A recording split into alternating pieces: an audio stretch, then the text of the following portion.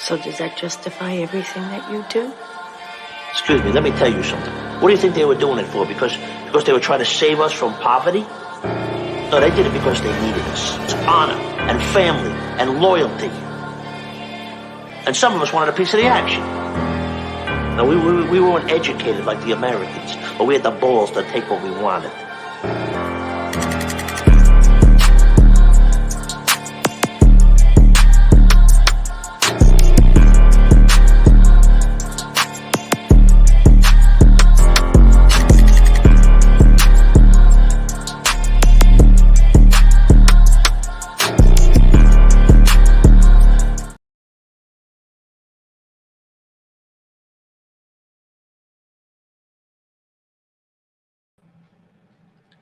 Welcome, everybody. Welcome to the XFL recap. We're here today with our new co-host. If you've missed the announcement about that, go back and check out the last episode. But here's my good friend, Jamie Malloy. Hello, Hey, Evan. man, how you doing? I'm good, Evan. It's a pleasure to see you again, and I'm glad you got your phone to be able to do this because, as Evan mentioned backstage, he was having problems with his technology, but luckily you got the phone now and we're able to do this show. So let's put that far behind and let's get started with the first game. Shall we do that? Absolutely, buddy. So we're going to start off today with the first game of the weekend, which was the Vegas Vipers and the Battlehawks. Now, this was an insane game due to the fact that this was the very first time we had overtime football in the XFL. Now, the big talk for this game is that although everybody felt like the Vipers were going to be out of the playoffs, this was the game that they couldn't afford to lose to officially be eliminated. And this was a big game for the Battlehawks, which we will address a little bit later when we talk about the standings going into the playoffs. So with that being said, St.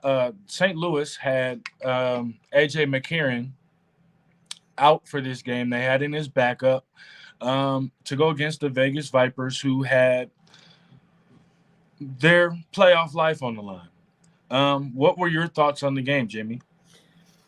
Well, I only got to see the end of it, but this was a crazy matchup. You had Jalen McClendon, who was the hero of the San Antonio Brahmas game in his first ever pro start in the XFL after starting at Baylor. Then you had the backup, Nick Tiano, starting for St. Louis in place of the injured but heroic AJ McCarron. So let's get right into it.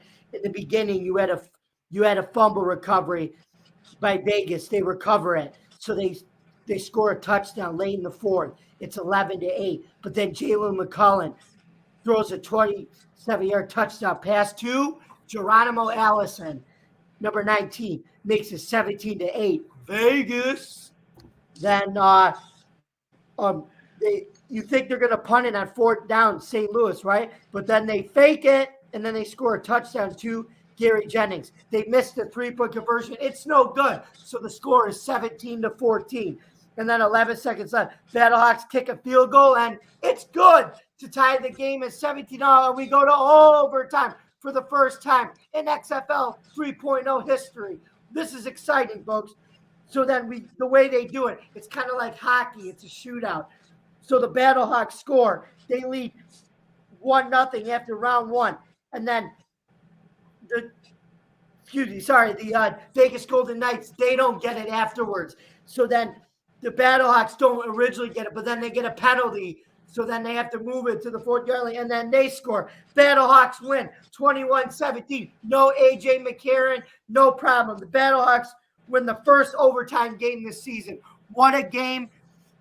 What an exciting win for St. Louis with their backup quarterback to move to 62 on the year. What a great effort for Vegas. But unfortunately, they couldn't pull off the biggest upset of the win, and they fall to 2-6 on the year. But what an effort for both teams. Round of applause. Great coaching, great game, great action, everything in this game was exciting. Absolutely. For me, I was kind of worried because of the way Chiano started, and then it seemed like through the second and third quarter, it got pretty. I guess I'll just use the word chippy when we are talking about the Battlehawks offense. It's definitely not what we were used to, but they were able to put some things together to figure it out. Um, I must say, I'm not really a fan of the NFL overtime rule. I've always had issues with it, whether we go back to when Donovan McNabb didn't know that the game could end in a tie, or uh, Buffalo versus Kansas City, and you literally take away the opportunity for the other side of the ball, or the other quarterback who's also on fire, who didn't win the coin toss, to have an opportunity to make a play. And then as far as it goes with college, with college, I just feel like they could do a little bit more versus what they have. Um, but to watch this for the first time and actually understand what it was on paper, but to see it go um, live was actually very exciting. Now, do I agree with the offensive pass interference on Martavis Bryant? No, I don't. But that's how the cookie crumbles. You don't get every call, and not every call you get is going to go your way. But this absolutely was a great game. Your energy was amazing on that, so let's keep that going. We're going to go ahead and talk about another game that, honestly, I was quite shocked about. I felt this game was going to go a different way, but we're going to talk about the Arlington Renegades and the Orlando Guardians, two teams that were not 500 at the time, but with this win of the Renegades over the Guardians of 18-16, puts them at 4-4, and finally eliminates the Orlando Guardians, who are 1-7. With this being said, this was Luis Perez's first start with the Arlington Renegades since being traded, and we thought, well, at least I thought, that Quentin Dormady of the Guardians was going to have another game that added to his come out party, because what we saw last week, what was it, 4 or 5 touchdowns, and this week you have 5 turnovers, 2 fumbles, and 3 interceptions. What were your thoughts on this game? Well, let me tell you something. This was a battle of 2 different style of plays. You had Luis Perez, who just signed with Coach Bobby Stoops and the Arlington Renegades, but they're all about defense. And what's ironic is they have one of the top 5 defenses in the NFL, but also one of the worst offenses in the league. And then you have an up-and-coming Orlando team whose motto under Terrell Buckley is compete every snap until the whistle blows, until the clock hits 0, and never quit. And Quentin Dormady is a natural-born leader, and you can't teach that in the quarterback. But what I was really shocked was, why didn't Orlando go for 3 instead of a 1 late in the fourth quarter of the game to tie the game? That was a little interesting to me.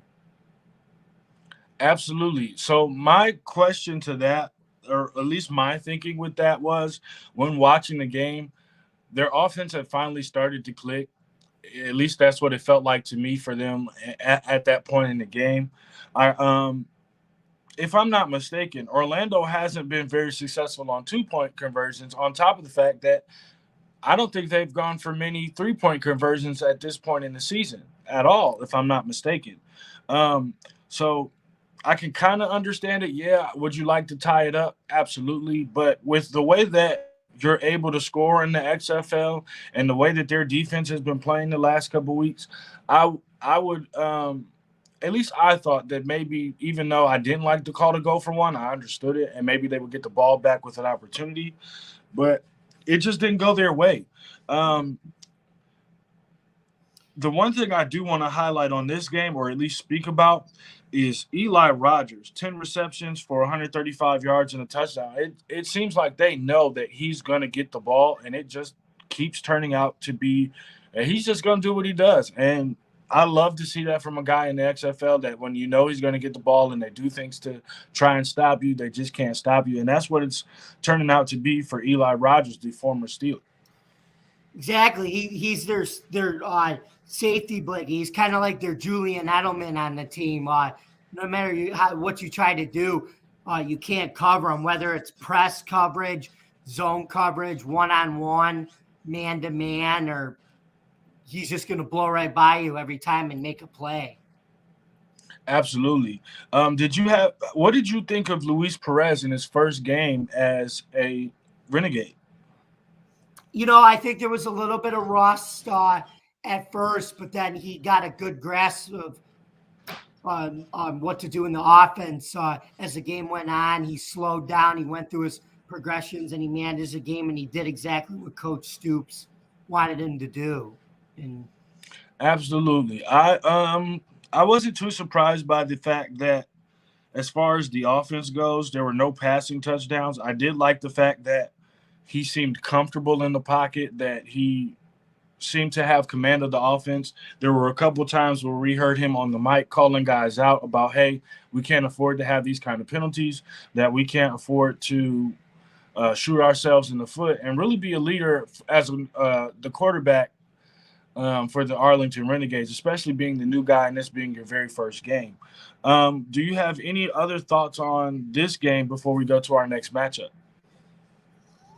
I do have a thought, though, as you mentioned, with Luis Perez being the new guy and saying stuff like that. That'll go very well, should they win their next two games and clinch a spot in the South Division playoffs, and when they have to play Houston in the playoffs and possibly go to the championship. And now knowing they have a guy in Luis Perez calling the stuff out, helping them prepare for that next step. And he's doing it ahead of time as the new guy on the team. Absolutely. There was a funny story about how he got ready with the playbook and how in his first week there, he had family members out on the field with him, running routes, playing corner so that he can make the throws and get the looks of the offense, and how even in college, he would call his mom, who would learn the playbook, and test him on it just to make sure that he got certain things right and understood what was going on in the playbook. So it really does show that when you're dedicated to something and you have the support behind you, your family can really help you get a long way. So next, we're going to go to the second overtime game over the weekend with the Houston Roughnecks and the San Antonio Brahmas. There are a lot of questions for me as far as this game goes. This was supposed to be a get-right game for the Houston Roughnecks, and they barely make it out. You had some special plays from them, especially with their defense this week, where the defensive tackle getting an interception who said he got to get back in the lab because he got caught by Jack Cohn, and that's just absolutely unacceptable. But before we go into the game, I had one specific question. Early in the season, a lot of the talk about Brandon Silvers was that he was going to be the MVP of the league. Now we're talking about, should they make a change at quarterback, and can he even lead this team to a XFL championship? What are your thoughts on that? I think he could still lead them to the game. I think they're still going to win the division playoff game, but it's going to be hard when they have to play the Defenders now, and maybe the Defenders in the championship game, because the Defenders are still on a roll, and we'll see. It's going to be – the Pat's going to be a little bit harder than before. But then again, look at the Brahmas. They have a lot of dogs, and they have a lot of heart, and this was an example of another game where even though they lost, it was – they resembled, the whole team resembles their coach, just no quit in them. Absolutely. I think the biggest thing that we can take away when it comes to the Brahmas this season is injuries. They were highly talked about coming into the season with their picks and their head coach, Hines Ward, former Steeler, to where a lot of people thought that once they got it clicking and got at least to the halfway point of the season, that they would be able to take over in this XFL. But due to all of the injuries that they've had and all of the other situations that have gone on both sides of the ball, unfortunately, they are now 2-6. What do you feel the Roughnecks need to change in the coming weeks to be prepared for the playoffs? Do you think they need to make some changes with their offense, specifically play calling? I just think have a team meeting and try to get their motivation back. I don't think it's really their X's and O's, get their attitude, their energy, and their pace back like they had at the beginning of the year. Like get Brandon Silvers or get Cole McDonald and get some of the quarterbacks in there to fire the group up, a players only meeting or something. Yeah, it seems like they need something, and hopefully they can figure it out. We are going to go. Oh wait, totally forgot to ask.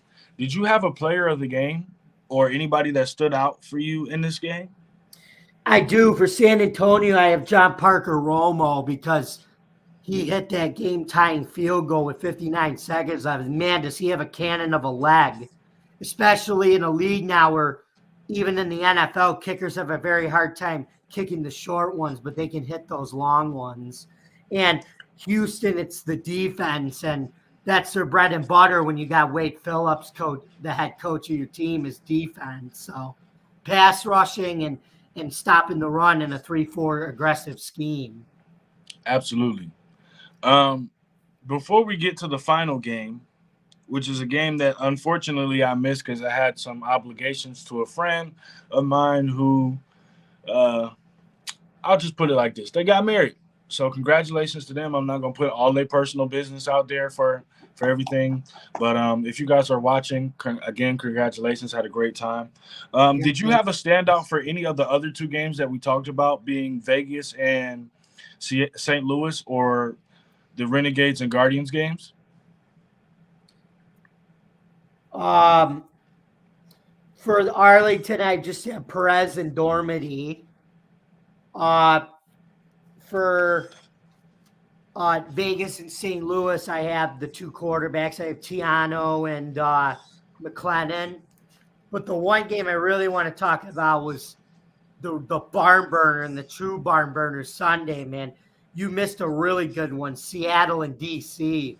Oh my goodness, this was an offensive shootout. This should have went down as the game of the year. I mean, you had a good classic quarterback battle of them. These are the two MVP guys that I think are taking over for Brandon Silvers. You had Ben DiNucci of Seattle, just acting like Josh Allen and Mahomes out there again, running with the ball, airing it out. And then you had Jordan Ta'amu picking up where he left off at Ole Miss, and even with the Tampa Bay Bandits, RPO, cannon arm and everything, 34-33. It came down to the wire. It came down to the fact where Seattle scored a touchdown, and then they missed a 2-point conversion in the end, and they didn't get the 4th and 15 in the end, and DC was able to kneel away with a 1-point win. But don't count out Seattle as a chance to win the championship too, because they added Philip Lindsay, who scored in the game too in his first XFL game. So absolutely. So the thing that I brought up earlier was the playoff standings. The magic number for the DC Defenders was 7. They got that.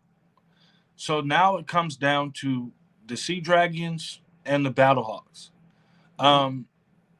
They play one more time, if I'm not mistaken. They do. They do this week. So, as you've mentioned, they play this week. This is going, in my opinion, this is going to be the game of the year. Unless we get a Roughnecks Defenders championship game. As I'm looking at it right now, the line right now is Seattle -2, and the over under is 46 points. So they're expecting a lot of points for this game. The one thing that I was kind of worried about as far as the Defenders versus the Sea Dragons was, could Ben DiNucci hold on to the ball? He did have 1 interception. He also had 3 touchdowns. But that's life with Ben DiNucci, apparently. With that being said, do you think that there's a way that the Sea Dragons make the playoffs? They got to win this game. If they win, they're in. they lose, I think they're out. So same thing with the Battlehawks. If they win, they're in. If they lose, they're out. So only way is winning, you're in. That's all I can say. I don't think there's any other way. There's no other goal. There's no other loophole at this point. It's you score more points than the other, you're in. You score less points, you're done. Absolutely. So what do you think, Evan? This would be the tiebreaker game that would allow the Sea Dragons into the playoffs if they win this game. The only question would be, with one more week after next week before the playoffs, let's say the Sea Dragons win this week and lose next week, and it's the complete opposite for the Battlehawks, who lose this coming weekend and win the following. Does that tiebreaker still weigh them out, even though they lost to the Battlehawks in the beginning of the year and they would end up with the same record? Is that how that's going to work? I guess. I mean, then it would go by points or conference records. Seattle would have more points, so I think Seattle would get in. I've been trying to figure out how that's going to work. But yes, I'll say this for myself when it comes to the XFL. Each week it gets increasingly better. I kind of wish it wasn't in and they'd have a couple more games. I understand that there's only 4 teams, but it seems like now that the quarterbacks are settled in, defenses aren't winning you games. It's if you have a quarterback, and you can say that about high school ball, peewee ball. You can say that about college ball at any level, and you can say that about the NFL and now the XFL. If you don't have a quarterback, ladies and gentlemen, you're not going to get the job done. So we're starting to see how these guys are standing out and how important a quarterback can really be. With that being said, do you have any predictions for next week's games, or would you like to just recap it next Wednesday? I think I do have some predictions. I think the Sea Dragons can upset the Battlehawks in the Dome in front of the 38,000 people, because Seattle's got a team that's built for that. DiNucci can handle the crowd noise. Right.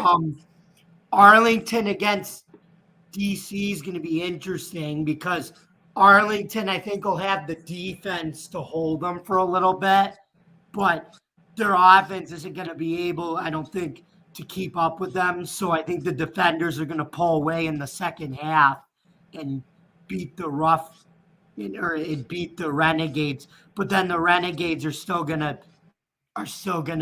get second place and battle Houston for the divisional playoff. I got San Antonio beating Orlando. I think that's going to be a high-scoring game at home. And then Vegas and Houston next? I think. Because I don't think Houston's played Vegas next. We'll see. Say that again? And then Vegas is playing Houston, right? Yes, that's correct. At Houston? Yeah.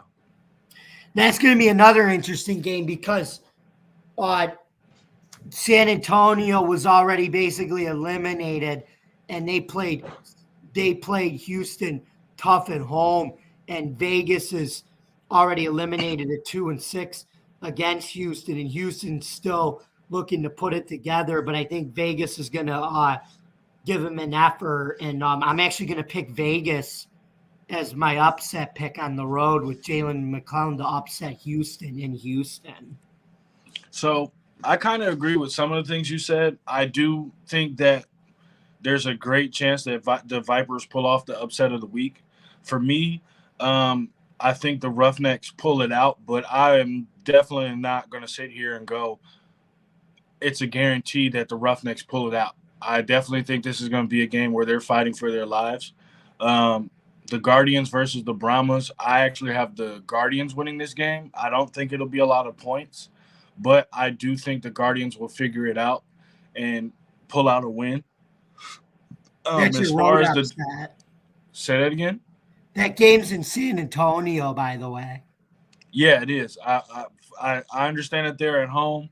I just feel Yeah. like the Guardians. I feel like they're right there. And I just have a feeling that they're going to beat the Brahmas, who again are still dealing with injuries, and at the same time, although they fight, how long can you fight when you're 2-6? I mean, we could say the same thing about the Guardians, but for whatever reason in my gut right now, I'm going with the Guardians. Okay. The Renegades versus Defenders are in DC. I don't have that game being close at all. It's in DC. But the game of the week, probably the game of the year.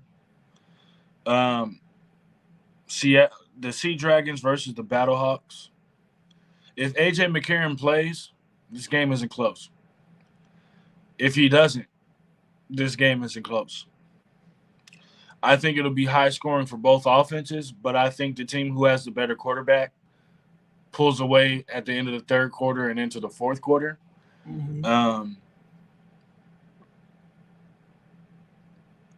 If AJ McCarron is playing,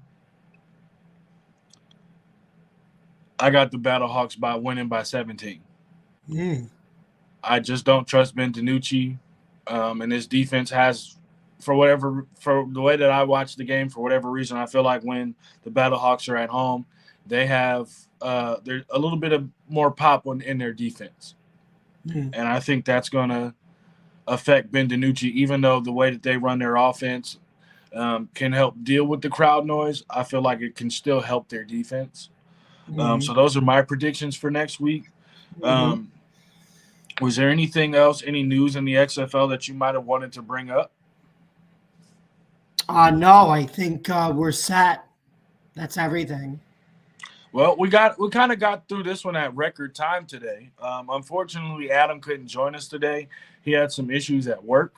We'll leave it at that. So with that being said, we're going to see you guys next week, hopefully with just as much fire, just as much excitement as we got from week 8 of the XFL, with there being 2 overtime thrillers, 2 playoff berths, and a fake punt for a touchdown. We saw a little bit of everything this week. And like I said, the XFL is getting more and more exciting. Before we get out of here, Jamie, tell them where they can find you.